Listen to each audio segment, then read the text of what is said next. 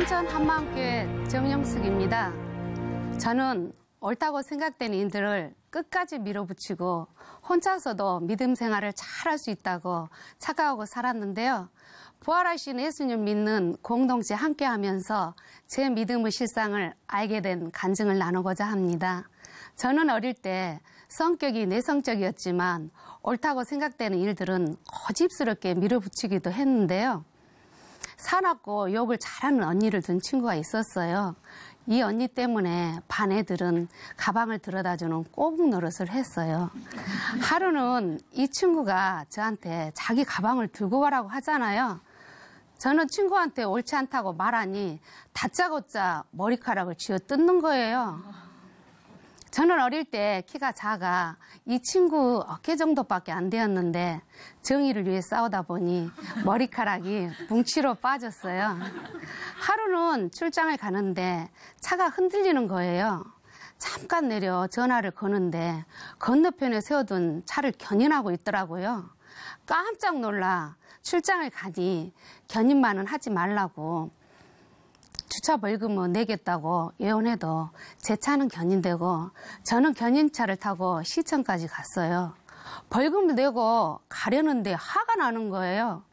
시장실에 들어가 전후 상황 이야기를 하니 시장님이 정말 미안하다고 관계자를 부르고 공식적으로 사과를 받았습니다. 착하고 마냥 잘해줄 것 같아서 결혼을 했는데 남편은 술과 친구들을 무척 좋아했고 제 마음대로 따라주지 않는 남편을 보고 힘들 때마다 기도로 매달렸어요. 하루는 예배 시간에 세계 선교에 관한 영상을 보면서 저도 의료 선교를 가게 해달라고 소원하고 기도했습니다. 90년 말 우리나라 IMF가 왔을 때 남편은 한 프로젝트 때문에 프랑스로 출장을 갔는데요.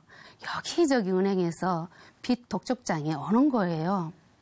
남편한테 물어보고 싶지만 그 시절에는 핸드폰도 없고 연락할 수가 없었어요. 하도 기가 막히고 힘들어 악을 쓰면서 몇 한 며칠 기도하는 중 현실인지 꿈인지 모르지만 하늘로부터 아름다운 빛이 비치는 거예요. 이런 빛은 처음이라 놀랬고 하나님이 살아계심을 확실히 믿게 되었어요. 순간에 힘들었던 모든 문제가 사라지고 아무것도 문제가 되지 않았습니다. 며칠 뒤 출장에서 돌아온 남편에게 사표를 내지 않으면 빚을 갚아주지 않는다고 했어요. 회사에서는 프로젝트 때문에 사표 수리가 어렵다고 했지만 사표를 내고 필리핀에 가서 치대 공부를 하라고 했어요. 가기 싫어하는 남편을 필리핀에 보내고 그 다음에 저도 휴직을 하고 아이들과 함께 필리핀으로 공부하러 떠났어요. 남편은 치대를 졸업하고 저는 약대를 졸업하고 한국에 돌아와서 복직을 했어요.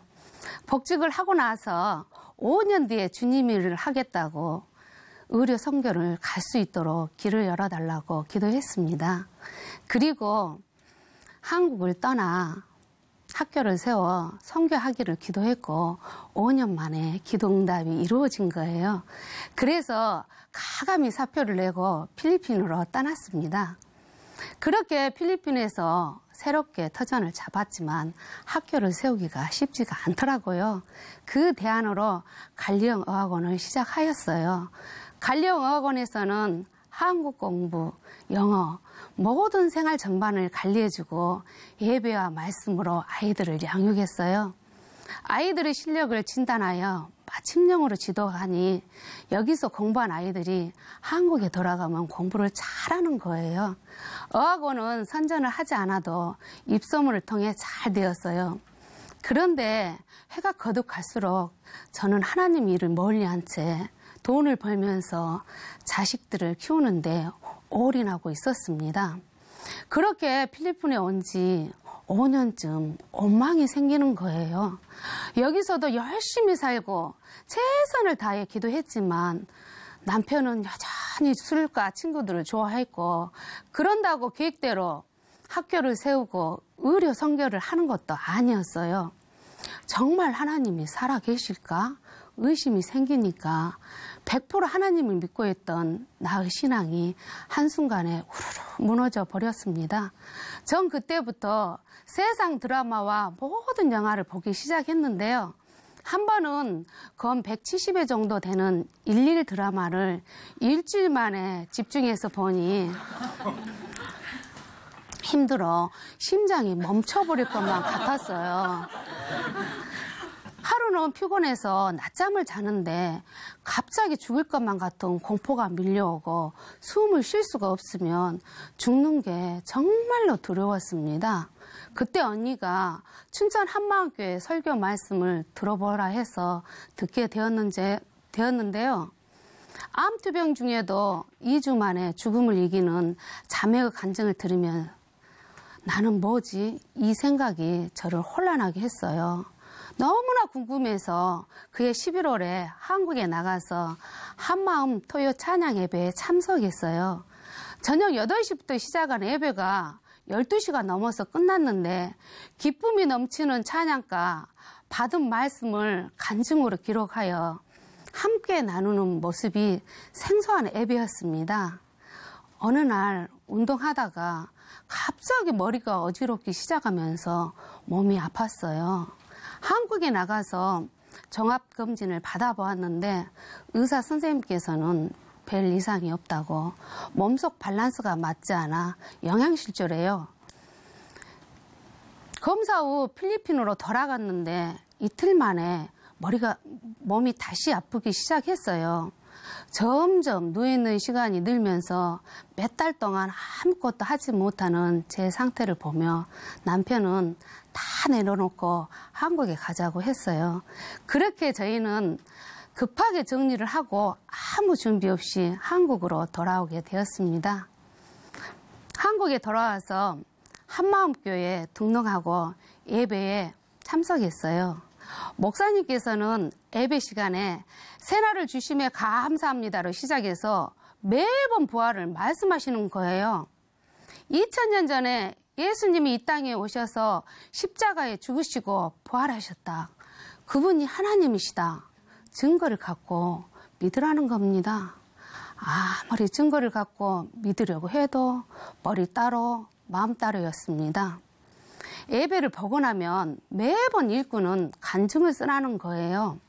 성님, 오늘 강대상에서 선포된 말씀이 뭐요? 물어보는데 예배 시간에 은혜는 받았는데 머릿속에 남는 게 하나도 없는 거예요. 성님, 예배를 보고 꼭 간증을 쓰시오. 간증을 쓰지 않으면 말씀을 다 빼앗기고 영적인 성장을 할 수 없다는 말에 대답했지만 간증이 쉽게 써지지 않더라고요. 그런데도 새벽 기도를 나오지 않는 저를 보며 신앙생활은 공동체 함께 하는 것이니 꼭 새벽 기도에 나오라고 했지만 남편이나 아이들은 엄마는 절대 운전하지 마. 운전하다 어지러우면 큰일 난다고. 저 또한 운전한 것을 좋아하지 않고 눈이 나빠 새벽 운전이 두려워 새벽 기도를 참석할 수가 없었어요. 그러던 중 저처럼 지지부진하게만 보이던 2명의 지체가 어느 순간에 공동체 앞에서 자신이 어떻게 예수님을 믿게 되었는지 간증을 하는 것이었어요. 그리고 하는 말이 언니, 간증 기록은 내 힘으로 하는 게 아니라 전적으로 성령님께 의지해서 성령님이 하신다. 언니도 무릎을 꿇고 기도해 보라는 것입니다. 일꾼은 저만 보면 한 번도 주님께 굴복한 적이 없고 마음 중심이 문제라고 했어요.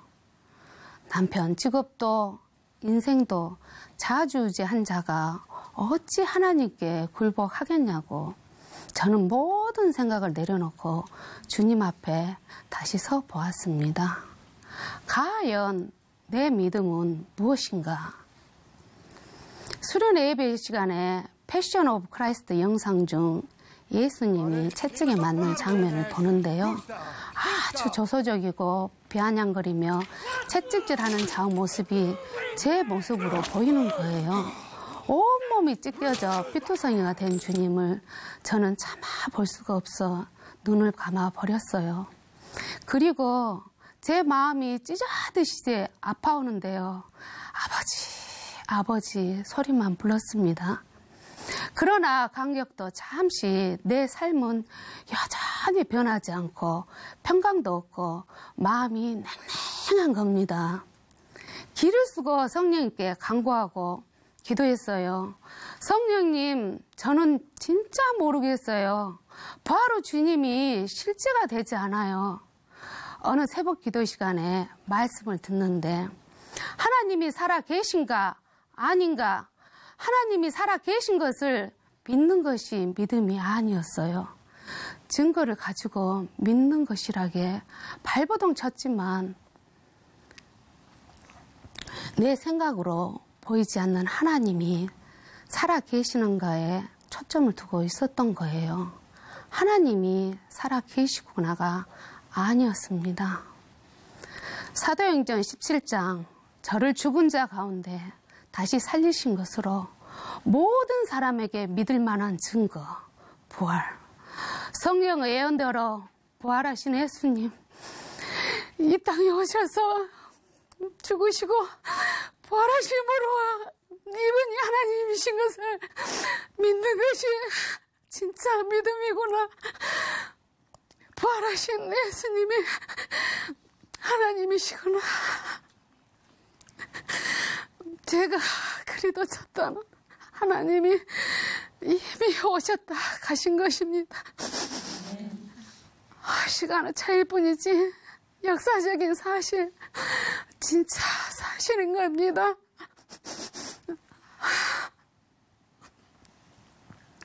순간에 죽음이 보이고 지옥이 보이는 것입니다. 하나님 아버지, 잘못했어요. 살려봐 주세요, 아버지. 아버지. 죄가 없으신 이분이 오셨는데 예수님이 하나님이신지 알지도 믿지도 않았어요. 마태복음 7장에서 주의 이름으로 선지자 노릇하고 주의 이름으로 권능을 행하였으나 내가 너희를 도무지 알지 못하니 불법을 행하는 자들아, 내게서 떠나가라. 저는 하나님을 아는데 하나님이 나를 모르신다. 하나님이 나를 모르신다.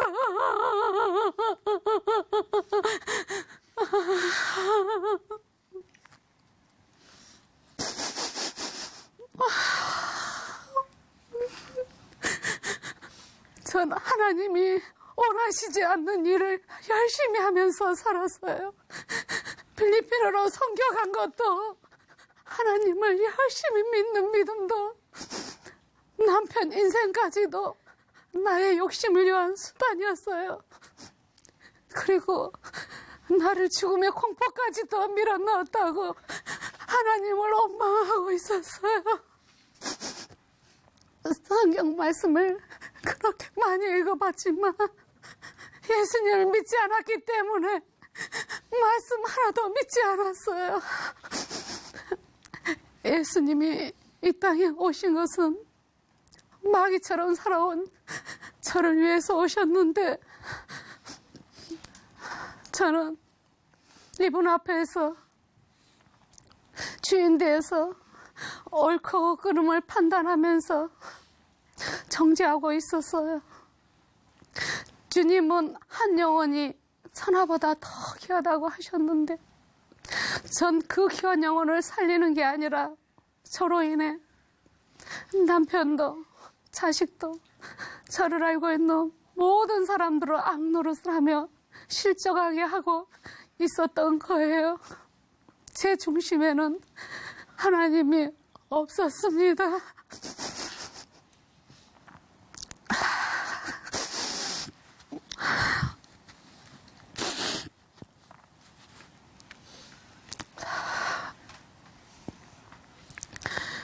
예수님을 믿지 않는 제가 그대로 비춰지니 얼마나 울었는지 모릅니다. 너희가 회개하여 각각 예수 그리스도 이름으로 침례를 받고 제사함을 받으라.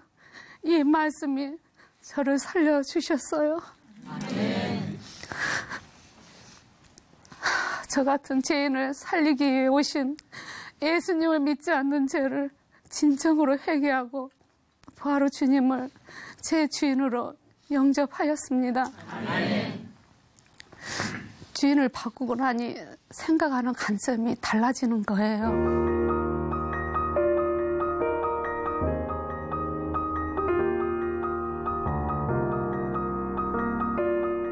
전에는 남편 때문에 힘들었다고 생각이 되었는데요.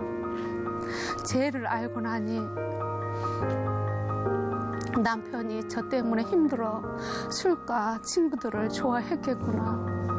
남편의 두 손을 꼭 잡고 내 마음대로 주인 되어서 당신을 힘들게 했던 모든 것들을 용서해 주라고 하니 남편이 왜 갑자기 이러냐면서 당황해 하는데요. 이제야 내가 하나님을 믿게 되었다고 용서를 빌었어요.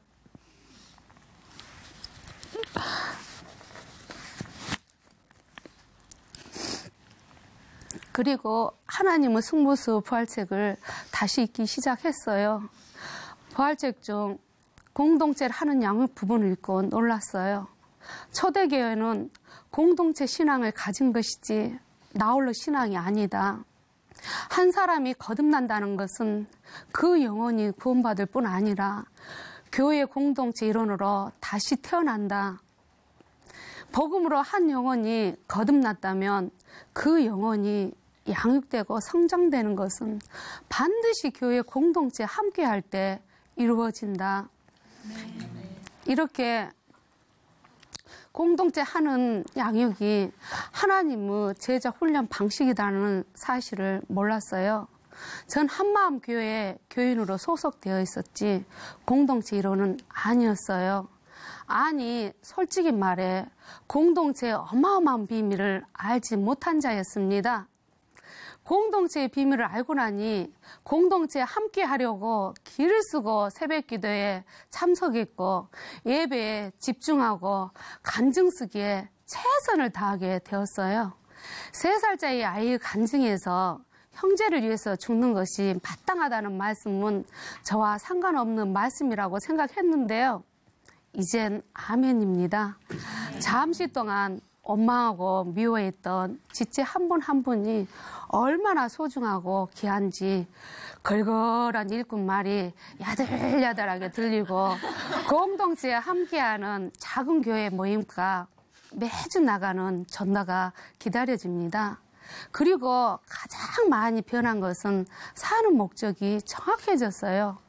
이제는 천국 소망이 확실하니 죽음에 대한 공포는 사라지고 주님이 주시는 상급받는 일이라면 어디든지 먼저 뛰어가고 세상 자랑보다는 꿀성이처럼 달고 재미있는 말씀 있게 푹 빠져 살고 있습니다. 제가 부활하시는 예수님을 만나지 못했다라면 제가 죄인지도 모르고 여전히 주의 이름으로 선지자 노릇하며 주여 주여 하는 자가 되어 지옥에 가서도 하나님을 향해 원망하면서 이 일을 가는 자가 되었을 텐데요. 이건 완전히 예수님의 맹목적인 사랑으로 구원을 받았어요. 또한 회개할 죄를 비춰주신 하나님께 감사드리고 나의 주인 되신 예수님 정말 사랑합니다. 감사합니다.